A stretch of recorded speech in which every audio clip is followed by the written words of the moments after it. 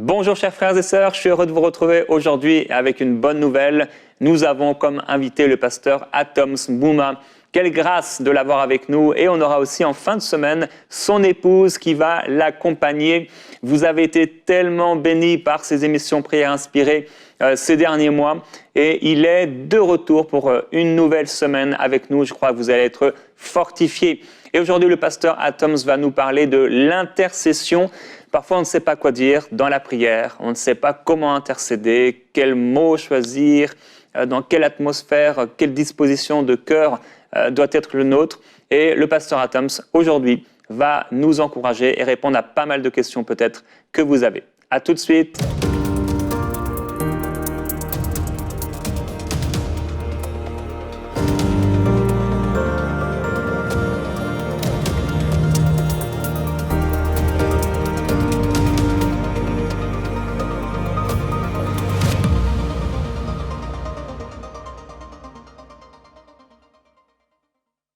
Shalom bien-aimés, bienvenue à cette série de prières inspirées. Je suis Atoms Mbouma de Fil la Cité d'Exaucement et par la grâce de Dieu, je serai avec vous pendant ces quelques temps au cours de cette série. Alors je me suis dit, de quoi allons-nous parler cette fois-ci? La question la plus simple, c'est, je me suis juste rendu compte en fait que très souvent on a des conversations avec les amis au bout desquelles ils nous disent, écoute, pense à moi dans la prière. Ou ils disent, écoute, priez pour moi. Ou peut-être, après une conversation, on parle de quelque chose entre amis, on se dit, on parle de la nation, on parle d'une chose, d'une autre, de notre église, de nos familles, et puis on se dit, ah vraiment, il faut mettre ça dans la prière. Ça signifie exactement quoi? Qu'il faut-il faire? Pense à moi dans la prière, mettons cela dans la prière. Qu'est-ce qu'on est censé faire? Quelle est la responsabilité? Que faire? Quoi dire? Comment le faire? Ou alors, on est en famille, où on doit prier pour sa famille, sa femme, ses enfants, les membres de sa famille, prier pour son mari, prier pour sa femme. Ça veut dire quoi exactement? Ah, vraiment, il faut que je prie beaucoup pour mes enfants. Vraiment, chérie, il faut qu'on prie beaucoup pour les enfants. On fait quoi exactement? On dit quoi à Dieu? Sans vouloir toutefois présenter une liste très exhaustive et légaliste de ce qu'il faut absolument faire, sans quoi on ne peut pas le faire autrement, je voudrais ici aborder certains sujets de la Bible, certains passages bibliques avec vous pour découvrir ce qui est possible, ce qui est faisable, ce qui est indiqué dans la parole de Dieu. Sans toutefois nous détacher de notre dépendance à l'Esprit de Dieu, lui seul qui connaît réellement ce qu'il y a dans le cœur de Dieu et qui nous guide à demander au Père ce qu'il faut, parce que la Bible dit, nous ne savons pas ce qu'il convient de demander. Ma démarche ici est de pouvoir attirer notre attention sur ce qui est disponible dans la parole de Dieu, quant au moment où il faut répondre à ce besoin de la prière qui nous est adressé par les autres, ou bien qu'on a ressenti nous-mêmes au cours d'une conversation. Je vais prier pour toi. Pense à moi dans la prière. Il faut qu'on prie pour ceci. Il faut qu'on prie pour cela. Que faire exactement? Ça signifie quoi? Je prie Dieu qu'au bout de cette série, vous vous libériez d'une forme de culpabilité, que de se dire, ah, il avait demandé la prière, je n'ai même pas prié pour lui. Elle avait demandé la prière, je n'y ai même pas pensé. Vous savez, on a même des amis qui vous reviennent comme ça, qui te disent, est-ce que tu pries pour moi? Est-ce que tu avais prié pour moi la dernière fois? Waouh, quelle pression! Mon but, c'est qu'après cette série, vous puissiez apprendre que faire, comment prier, comment porter ce fardeau-là à cœur.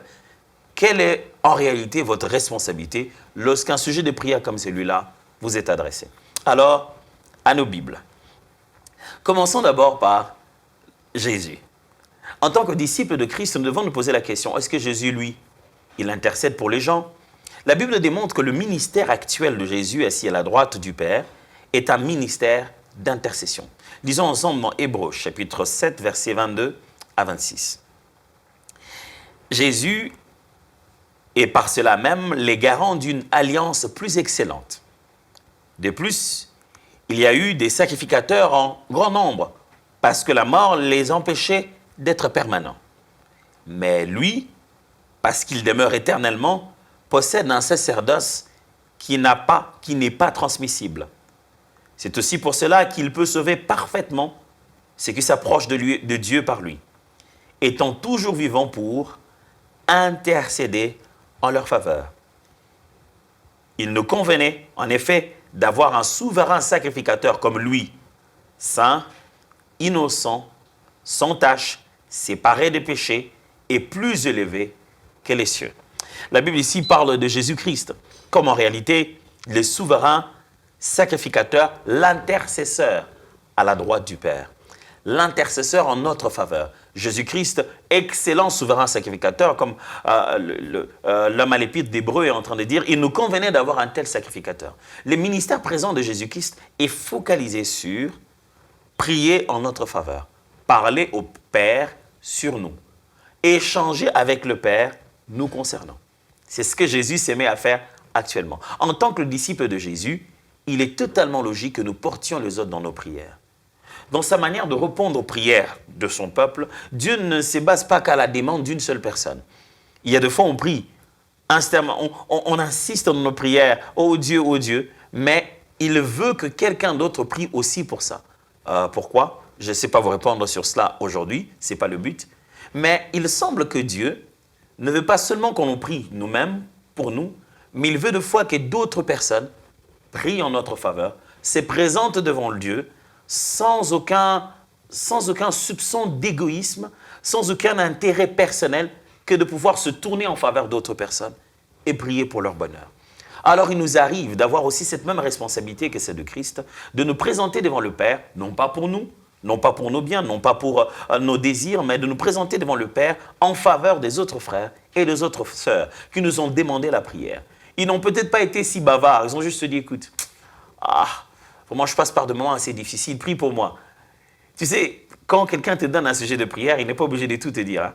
Ce n'est pas un counseling, ce n'est pas un entretien pastoral. Des fois, il te dit, tu sais, j'aurais vraiment voulu que vous puissiez penser à moi dans la prière ces derniers temps. Vraiment, on passe par des moments difficiles. Tu as bien envie d'en savoir plus, mais tu ne sais pas faire le curieux dans la vie de quelqu'un qui ne se sent pas prêt à tout te dire. Mais il est sûr qu'il a besoin de prière. Il veut que tu fasses quoi exactement? Il veut que tu demandes quoi exactement à Dieu. Du coup, nous tombons dans la tentation de citer seulement les autres dans nos prières. Oui, Paul demande de faire mention de nous dans vos prières. Mais il ne veut pas juste dire, dans la prière, vous dites, Seigneur, souviens-toi du pasteur Adams. Tu passes. Seigneur, souviens-toi aussi de Maman Nadège. Tu passes. Seigneur, souviens-toi aussi de Jérémie Sodril. Tu passes. Seigneur, souviens-toi aussi d'Annabelle. Ce n'est pas une liste qu'on doit se mettre à citer devant Dieu en lui disant « Souviens-toi de celui-ci, souviens-toi de celui-là, souviens-toi ». Non, ce n'est pas une liste, c'est une conversation. Imaginez que vous devez aller plaider pour quelqu'un ou parler pour quelqu'un, parler en faveur de quelqu'un près d'une autorité. Vous connaissez, vous savez, c'est toujours ça le monde, on connaît quelqu'un qui connaît quelqu'un. Vous connaissez quelqu'un qui connaît quelqu'un et vous devez aller intervenir en sa faveur. Vous êtes là à vous dire « Bon, mon cher monsieur le préfet, vraiment, je sais que vous avez pris une décision assez dure, mais je veux quand même vous dire que vous ne connaissez pas très bien monsieur Serge. Moi, j'ai grandi avec lui, voilà ce qu'il a. En parlant un peu de sa réalité, vous savez, moi, je vis avec lui au quotidien, je sais par où il passe. Il est plus pertinent de croire à quelqu'un qui connaît la réalité de l'individu dont il est question. Je me répète pour clarifier cela. La personne passe par une réalité assez difficile. Qui peut plaider? Qui peut pertinemment bien parler de lui au point de convaincre d'autres personnes ou convaincre des personnes qui ont la décision sur cette personne-là? Eh bien, c'est quelqu'un qui vit avec lui au quotidien. Celui qui vit, qui reste avec lui au quotidien, qui connaît sa réalité. Donc, il est un peu difficile pour que l'antilope aille plaider en faveur du lion. Ils vivent dans deux mondes différents, ils ont deux réalités différentes. C'est pour cette raison que Jésus est un sacrificateur et un intercesseur hors pair. Il ne parle pas des choses qu'il ne connaît pas. Jésus, quand il parle au Père en notre sujet. La Bible dit qu'il a été tenté en toutes choses comme nous. Jésus a porté la chair humaine, il a vécu la réalité comme les nôtres. Il a eu faim, il a eu soif, il a eu les mêmes besoins que nous. Quand il parle au Père, il le sait. Père, moi aussi j'ai eu ça.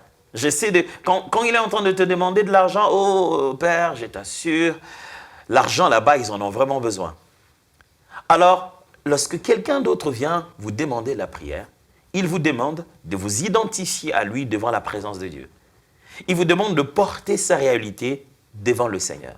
Il vous demande d'être une voix de plus pour que ce qu'il vit ne soit pas égoïste, ça soit quelque chose de pertinent qui existe pour lui. Mais en même temps, c'est un bel exercice que Dieu aime que l'on puisse faire en vue de nous détacher de nos intérêts à nous. La prière n'est pas un instrument par lequel recevoir que nos besoins. Non, la prière, c'est un moyen par lequel on opère en collaborateur avec Dieu. On travaille, on est co-ouvrier avec lui à travers la prière. prie pour moi. Pense à moi dans la prière. Prie pour mes enfants. Pense à l'œuvre de Dieu dans la prière. Je suis en mission, pense à moi dans la prière. N'oublie pas de prier pour moi aussi. Porte-moi dans la prière. Vous avez déjà entendu ces expressions-là. Que faire? Aujourd'hui, je me recommencer avec vous sur, justement, que dire? Que dire lorsque quelqu'un m'a demandé de prier dans la prière, de prier en sa faveur, intercéder pour lui, penser à lui dans la prière? Que dire? Pas que lui dire à lui. Que dire à Dieu, justement? Il m'a demandé de faire quelle commission? Qu'est-ce qu'il m'a demandé de faire en disant « pense à moi dans la prière ». Vous savez bien que ce n'est pas littéral. Vous n'allez pas dans la prière en disant « Seigneur, je pense à Sophie. Seigneur, je pense à Jean-Richard. » Non. Ce que vous devez faire, une conversation, qu'au moment de votre prière, la pensée à son sujet doit vous revenir pour que vous puissiez étaler son une conversation avec Dieu. Et je suis sûr qu'il espère que vous puissiez, parler au Seigneur pour que le Seigneur agisse, mais il s'attend à ce qu'en sortant de là, vous ayez une réponse en sa faveur. Ce que Dieu vous ait parlé ou un encouragement, ou même simplement qu'après avoir parlé avec Dieu, l'Éternel réagisse comme il faisait du temps de la Bible en disant « J'ai entendu les prières que m'ont adressées tes frères, tes sœurs, et c'est pour ça que j'agis. » Que dire à Dieu en ce moment-là? Je vais vous suggérer une petite liste des choses qu'on peut dire. Pas beaucoup pour aujourd'hui, juste 3. Premièrement, plaider une promesse. Quand quelqu'un te dit « pense à moi dans la prière », ça peut signifier s'approcher devant Dieu et rappeler à Dieu ce qu'il avait déjà dit. Néhémie a fait ça. Un jour, dans Néhémie chapitre 1, partie du premier verset, un membre de la famille de Néhémie, un Israélite aussi revenu, il est revenu de là où il y avait les murailles, là où il y avait les temples et tout le reste. Il revient pour donner un peu les nouvelles de ce qui se passe là-bas. La ville a été brûlée. Et quand Néhémie l'écoute, il entend parler de dans quel état se trouve la ville. Il a un fardeau incroyable. Il se décide de prier en faveur d'Israël. Et vous regardez la liste qu'il est en train de présenter dans sa prière, on exploitera ça la prochaine fois. Il prie, il demande, il s'en va même à demander pardon pour son peuple. Il dit, Seigneur, aie pitié de ton peuple. Maintenant, s'il te plaît, souviens-toi de ta promesse que tu as faite à nos pères, à nos parents. Quand quelqu'un te demande de prier pour lui, il te demande de plaider en sa faveur devant Dieu. Quand on se met à plaider, on plaide les droits, on plaide pour demander pardon, pour demander une faveur, on plaide des droits, on plaide des promesses. C'est-à-dire, Seigneur, souviens-toi que tu as dit ceci à ton serviteur. Seigneur, souviens-toi que la parole dit ceci. Des fois, tu ne connais pas ces promesses personnelles et individuelles, mais la parole de Dieu en est remplie. Qu'est-ce que Dieu dit pour tous ses enfants? Qu'est-ce que Dieu dit pour tous ses serviteurs? Va dans ces promesses de Dieu et plaide ces promesses. Seigneur, tu as dit au sujet de tes serviteurs, ils te feront la guerre, mais ils ne te vaincront pas. C'est comme ça que tu pries. Tu te bases sur les Écritures et tu plaides, tu rappelles à Dieu les promesses à ce sujet. Ou simplement, la meilleure attitude, ce n'est pas aller réclamer de droits, mais plutôt faire profil bas et demander une faveur. De fois, supplier le Seigneur, demander pardon. Seigneur, je ne sais pas par où il passe. Je ne sais pas, Seigneur, peut-être que maintenant, il est en train de tellement faire confiance à ses capacités, Seigneur. Aie pitié de lui. Peut-être, Seigneur, maintenant, je sens dans sa façon de réclamer ce qu'il veut. Je sens de l'orgueil, je sens de l'égoïsme. Mais Seigneur, ne regarde pas ce cœur égoïste. Fais-lui grâce. Quand quelqu'un te demande de prier pour lui, il te demande d'aller te tenir devant le Seigneur, de plaider les promesses en sa faveur, ou simplement de supplier Dieu pour qu'il fasse quelque chose pour lui. Deuxièmement, combattre avec ou en sa faveur. Paul le dit plusieurs fois, on va le lire à la prochaine session. Paul dit, il demande des prières, il demande aux chrétiens de combattre avec lui dans la prière ou de combattre en sa faveur. Il mène le combat de l'évangile, d'apporter la parole de Dieu partout. Et toutes les portes ne sont pas nécessairement ouvertes comme il l'aurait désiré. Alors, il dit, priez pour moi, combattez avec moi. Quand quelqu'un te dit, pense à moi dans la prière, ça veut dire, pense à te mettre de mon côté pour résister à ce qui m'empêche d'évoluer. Pense à te mettre de mon côté dans la prière pour repousser l'adversaire loin. Pense à te mettre de mon côté dans la prière pour résister à ce monde, à ce péché qui m'attaque. Alors quand quelqu'un dit « pense à moi dans la prière, prie pour moi », ça peut signifier « combat pour moi, Et là, c'est dans la prière que tu dis, Seigneur, je me lève contre toutes sortes d'empêchements, toutes sortes d'incrédulité dans l'endroit où il s'en va pour prêcher l'évangile, toute forme d'état d'esprit qui empêche les gens d'être ouverts à la parole de Dieu. J'ai semé ces esprits-là au nom de Jésus de Nazareth. Tu fais ces prières, ce n'est pas pour ton pain, ton manger, ton boire, ton plaisir. Tu le fais en faveur de quelqu'un d'autre pour qu'il perce avec l'évangile, avec le message de Christ. Ce n'est pas seulement pour l'évangélisation, des fois c'est pour une chose ou une autre, des fois il est juste malade. Ce n'est pas juste dire, Seigneur, souviens-toi de tel frère qui est malade. Non, c'est entrer dans la prière et dire, Satan, tu ne l'auras pas. Il a servi Dieu, il a encore du temps à faire. Il ne sera pas là en train de croire que cette maladie est devenue une réalité en lui. Au nom de Jésus, je me lève contre toi, esprit de peur qui vient les terroriser pour qu'ils puissent commencer à croire à la maladie plus qu'à quoi que ce soit d'autre. C'est ça, prier en sa faveur. Mais à ce moment même, tu es en train de prier et de combattre avec lui ou de combattre en sa faveur. Combattre avec lui, c'est-à-dire se ranger de son côté ou simplement combattre directement l'adversaire en sa faveur. Ça va déjà dans ta façon de réfléchir. Ça va déjà dans la façon dont tu mets ça dans le cœur. Je voudrais qu'aujourd'hui, dès qu'on dit « pense à moi dans la prière », prie pour moi. Souviens-toi que tu dois prier pour moi. Porte ma famille dans la prière. Tu te rends compte des formes de responsabilités dont il s'agit ici. En fait des comptes, c'est se poster en sentinelle. Quand quelqu'un te dit « je veux que tu pries pour moi, pense à moi dans la prière quand tu seras en train de prier », il te demande de te poster en sentinelle. Souvenez-vous, je suis en train de répondre à la question « que dire ?» Il faut se poster en sentinelle. Ça signifie devant Dieu, Seigneur, que veux-tu ? Père, quelle est ta volonté? Qu'attends-tu? Tu poses à Dieu les questions pour lesquelles le frère ou la sœur qui t'a demandé la prière a besoin de réponses. Parce que quelquefois, on arrive à mieux percevoir les réponses de Dieu quand on est détaché des intérêts. Surtout dans les cas où quelqu'un veut absolument s'engager, peut-être au mariage ou prendre une décision importante dans la vie. Il se demande, est-ce que mes émotions ne m'ont pas déjà pris? Est-ce que je suis vraiment juste là? Est-ce que je ne suis pas déjà pris dans mes émotions et dans mes sentiments? J'aimerais une tierce personne puisse prier pour moi. Alors, pour cela, ce qui se passe, c'est que vous vous levez dans la prière et vous êtes en train de prier et vous dites à Dieu, Seigneur, qu'est-ce que tu veux? Que penses-tu pour lui? Tu poses à Dieu ces questions-là, comme une sentinelle en te disant, si tu as quelque chose à dire, Seigneur, dis-le-moi. Sers-toi de moi. Je veux juste être un instrument qui peut lui apporter la petite parole qui l'encouragerait, qui changerait tout dans sa vie. Je me tiens en sentinelle. Ce qu'il n'arrive pas à entendre, permets-moi de l'entendre. Et vous savez que prière inspirée, c'est vraiment faire des prières inspirées par Dieu. C'est vraiment se tourner devant le Seigneur et commencer à chercher sa face et prier. Quelqu'un vous a-t-il demandé la prière? Quelqu'un vous a-t-il dit, prie pour moi? Tu sais, quand tu seras en train de regarder prière inspirée et que c'est le moment de prier, pense à moi dans la prière. Qu'est-ce qu'il t'a vraiment demandé? Il t'a demandé de combattre en sa faveur. Il t'a demandé de plaider ses promesses et de te présenter humblement devant Dieu en sa faveur. Il t'a peut-être demandé d'être une sentinelle. Et si on pouvait le faire maintenant? À qui penses-tu? Pendant la journée, qui t'a demandé la prière? Qui t'a écrit un texto? Quel est le message de WhatsApp qu'on a fait circuler en disant « pensons à eux dans la prière ». Peut-être c'est pour des chrétiens qui souffrent ou des personnes qui sont oppressées par une forme d'injustice. Peut-être c'est la situation actuelle du monde. Et quelqu'un a demandé une prière. Il n'a pas juste demandé que tu cites son nom pendant que tu as les yeux fermés. Il a demandé que tu plaides en sa faveur devant la face du Seigneur. Commençons à plaider pendant un moment. Oh Seigneur. Alléluia. Dieu de gloire.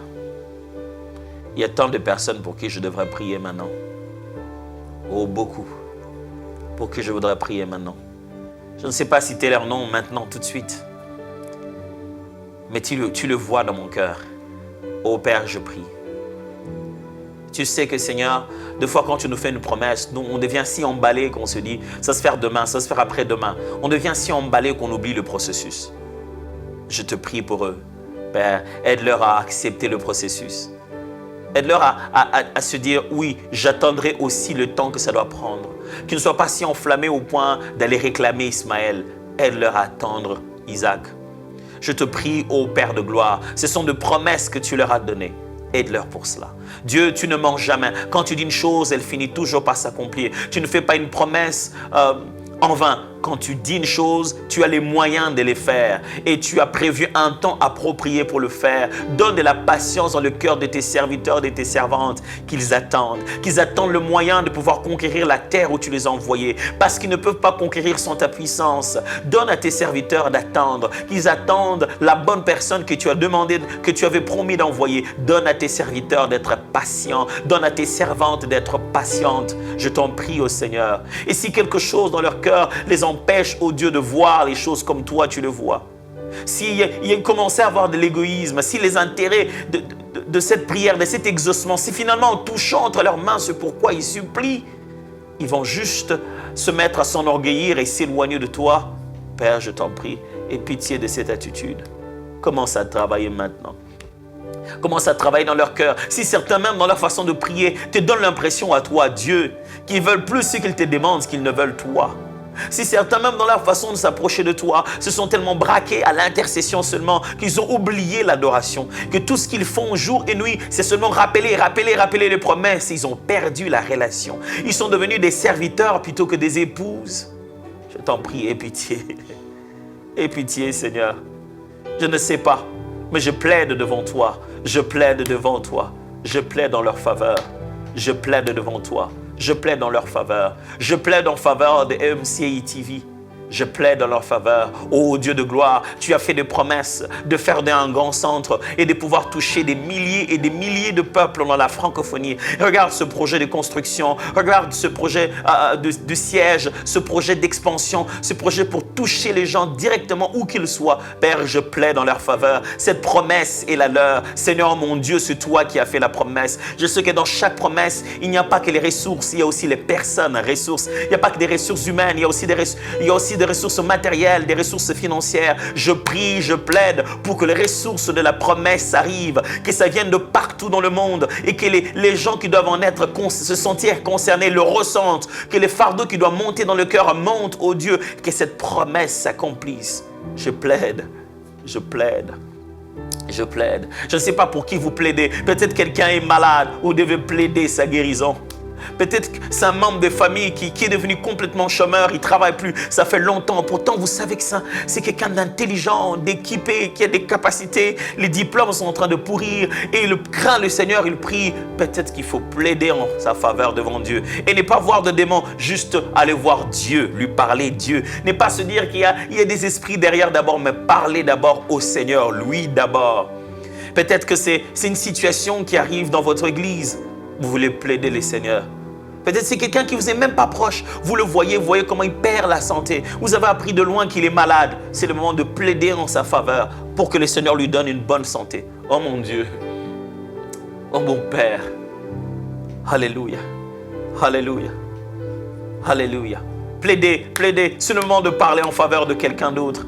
Oh oui, Dieu, tu entends le prière. Vous savez, il y a aussi cette dimension, nous sommes obligés d'être des sentinelles, d'être là, en train d'écouter Dieu pour quelqu'un d'autre, de chercher la face du Seigneur, afin qu'il nous donne des réponses qui vont bouleverser la vie des autres, afin qu'il nous donne une direction. Ça peut être un songe, une image, ça peut être juste une conviction de cœur, un conseil dans la bouche, un texte biblique, mais quelqu'un est en train de réclamer devant Dieu maintenant. Mais son cœur n'est pas disposé pour écouter, mais le tien est disposé. Avance devant le Seigneur et dis, Père, je veux t'écouter.